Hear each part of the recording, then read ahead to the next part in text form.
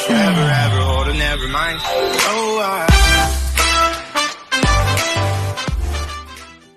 Hello everyone, welcome to my channel, and this is Roselle Mix Vlog. This time I will show you how to make a homemade French baguette.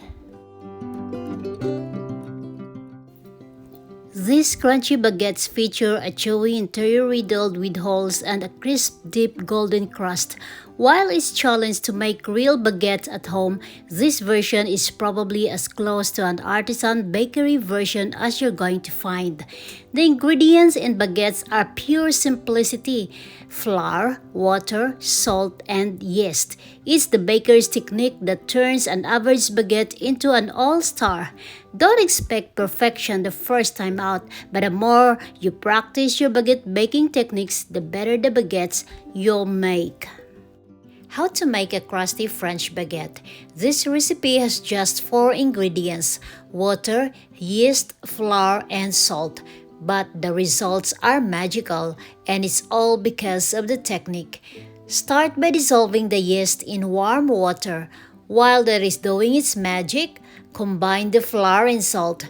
Create a little well in the center and add in the yeast. Stir it around, taking flour from the outside edge and bringing it into the well a little at a time.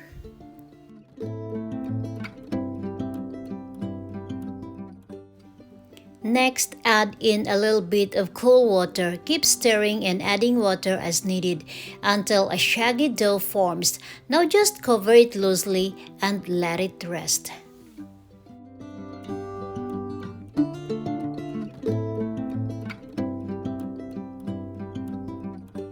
For this type of bread, there's not a lot of kneading involved.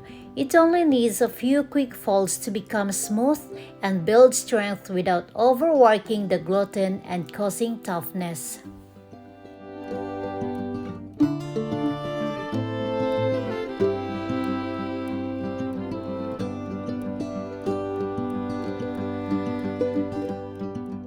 Place the dough in a lightly greased medium-sized bowl. Cover the bowl and let the dough rest and rise for 45 minutes.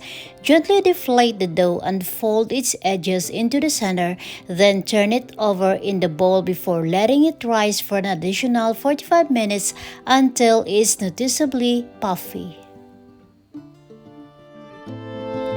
Baguette making can be an extremely time-consuming process, but with this no-knead recipe, you will cut corners without compromising taste. Baguette is perfect for every occasion, from soups to salads to heart roast dinners. Fresh baked bread is always welcome on our table.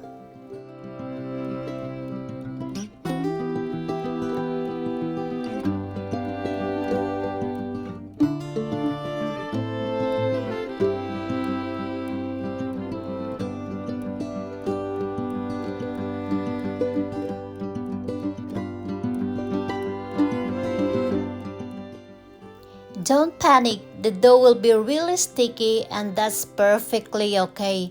To make handling it easier, make sure the work surface is really well floured or wet your hands periodically throughout the shaping process. I also love using a dough scraper for easier handling.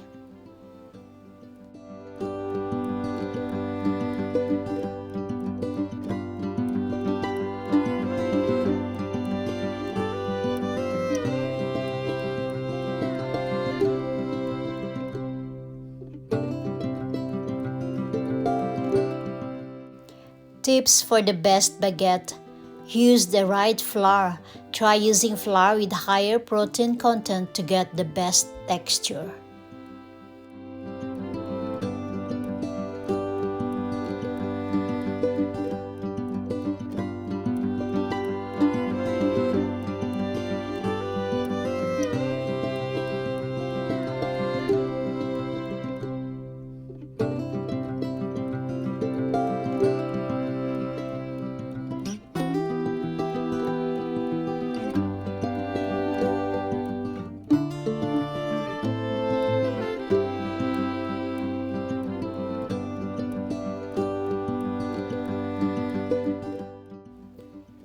Divide the dough into 4 equal portions and shape into long logs about 15 inches long with pointed ends.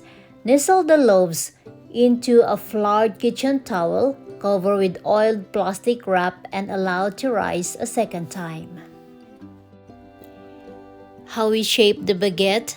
Turn the dough on a lightly floured surface, divide into 4 equal pieces, shape into rectangles, and let relax for 45 to 60 minutes.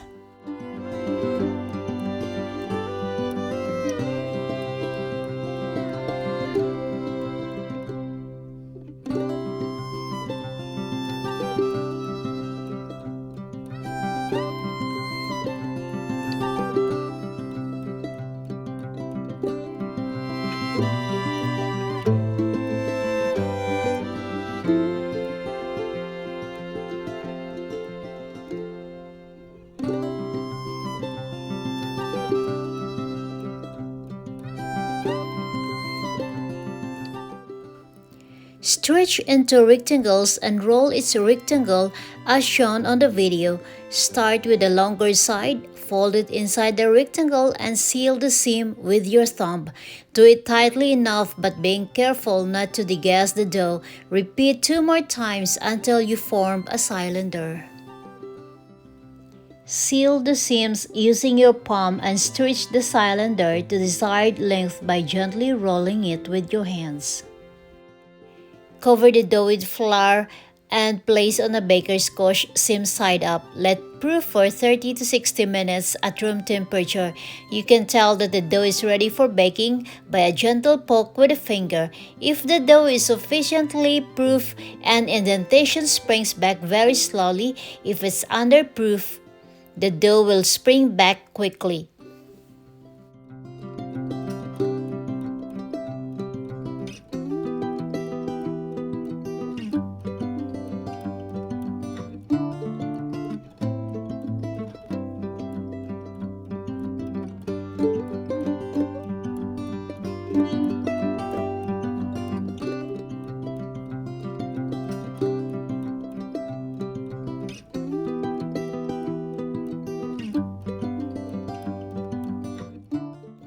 Starting preheating the oven to 500 Fahrenheit with the baking stone positioned in the upper half of the oven and a bread pan filled with hot water on the bottom rack.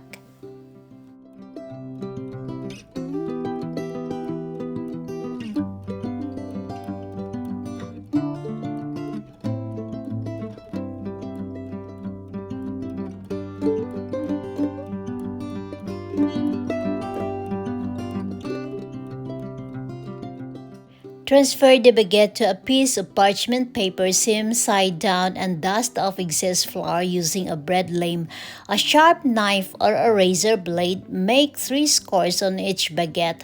When scoring, use a swift and firm motion to ensure nice and clean cuts.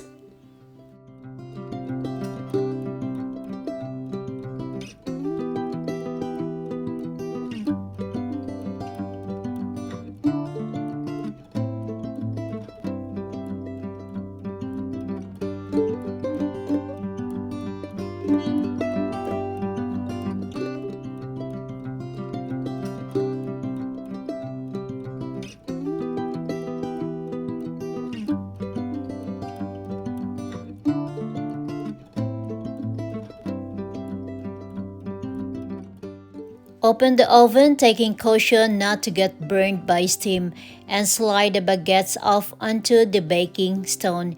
Close the oven and reduce temperature to 475 Fahrenheit, baking for 15 minutes.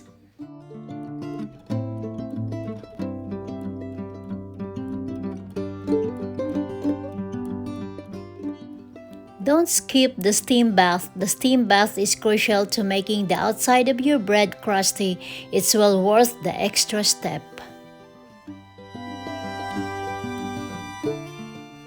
Let the baguettes cook until they are deep golden brown, 24 to 28 minutes. They are going to be very golden.